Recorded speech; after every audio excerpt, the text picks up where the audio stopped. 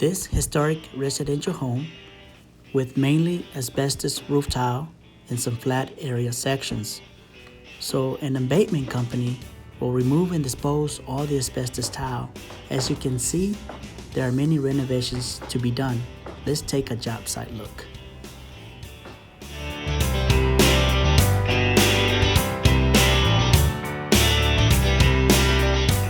The job site, it's a little noisy, but if you can see right behind me, that's the abatement company removing all the asbestos tile, and we're going behind them and putting the new roof on. So let's go around the front and see what they got going on.